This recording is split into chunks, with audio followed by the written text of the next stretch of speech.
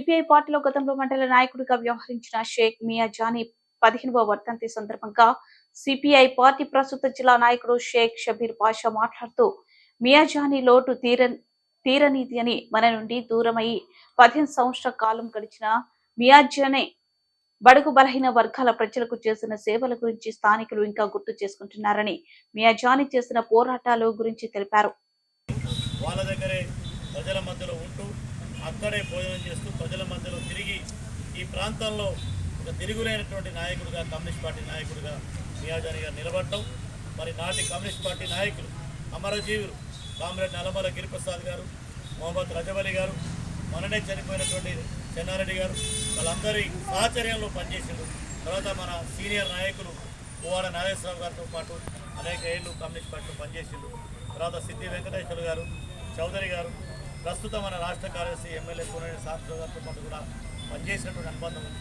మియా Johnny గారు అశ్వారావుపేట కేంద్రంగా ఈ మండలానికే పరిమితం కాకుండా అటు వేలేరుపాడు కుక్కునూరుకి, ఇటు జంగారెడ్డిగూడెం వరకు, ఇటు దమ్మపేట మండలం వరకు ఈ ప్రాంతం మొత్తానికి ఒక ప్రధానమైన నాయకుడిగా ఈ ప్రజా ఉద్యమానికి, సామాన్య ప్రజలకు, రైతాంగానికి, గిరిజనులకు, బడుగు బలైన వర్గాలకు, బీసీలు, మైనార్టీలు, ఎస్సీలు, అణగారినటువంటి ప్రజలందరికీ అన్యాయం జరిగితే మేము పోవటానికి ఒక వేదిక ఉందనేటటువంటి నేపథ్యంలో కమ్యూనిస్ట్ పార్టీని తీసుకున్న నాయకుడు.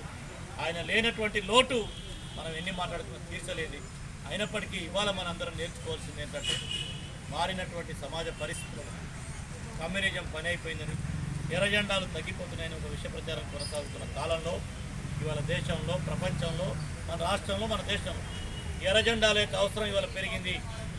చాలామంది చెప్తున్నారు కులం పేరుతో, మతం పేరుతో, ప్రైవేటీకరణ పేరుతో దేశాన్ని విచ్ఛిన్నం చేస్తున్న శక్తులు అధికారం ఉన్న నేపథ్యంలో ఇలా మేధావులందరూ మాట్లాడుతున్నారు.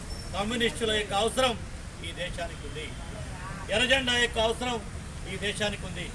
కమ్యూనిస్ట్ పార్టీలు బలంగా ఉంటే ఈ దేశం యొక్క ప్రజాస్వామ్యాన్ని కాపాడతాయి, రాజ్యాంగాన్ని కాపాడతాయి, ప్రజలందరినీ.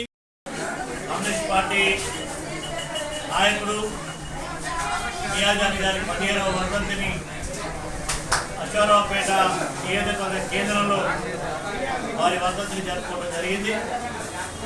మియా జానీ గారు ఈ ప్రాంతంలో దశాబ్దాల కాలం పాటు పేద ప్రజలు, గిరిజనులు, రైతాంగం, కార్మిక వర్గం తరఫున అనేకమైనటువంటి పోరాటాలు చేసినటువంటి కమ్యూనిస్ట్ పార్టీ నాయకుడు.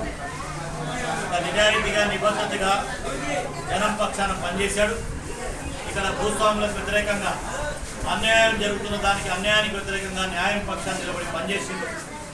ఆయన జీవితం మొత్తం కూడా ప్రజల పక్షాన పనిచేసిన నాయకుడు.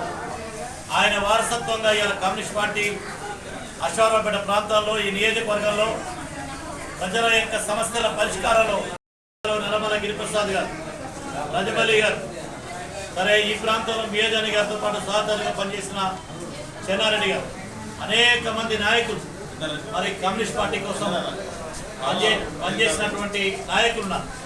వాళ్ళందరూ ఈ జిల్లా యొక్క సమగ్ర అభివృద్ధి కోసం, ప్రజల యొక్క జీవన ప్రమాణాల మెరుగుదల కోసం, భూమి కోసం, ముక్తి కోసం పోరాడి ఈ జిల్లా అభివృద్ధిలో కీలక పాత్ర వహించినటువంటి నేపథ్యం ఉన్నది. అందుకని ఇవాళ కమ్యూనిస్టుల యొక్క అవసరం భారతదేశానికి మరింత ఇవాళ పెరిగింది.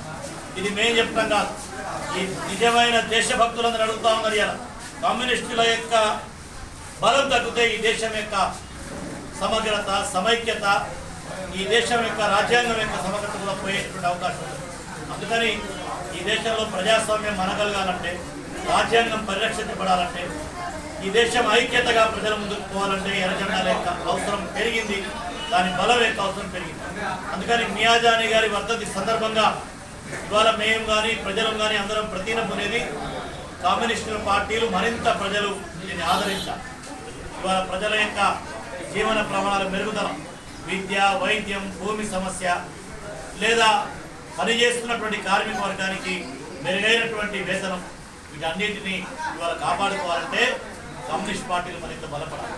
అందుకే రేపు 16వ తేదీన దేశవ్యాప్తంగా గ్రామీణ బంధు, పారిశ్రామిక సమ్మె, బీజేపీ ఇతర అన్ని రాజకీయ పార్టీల మద్దతుతో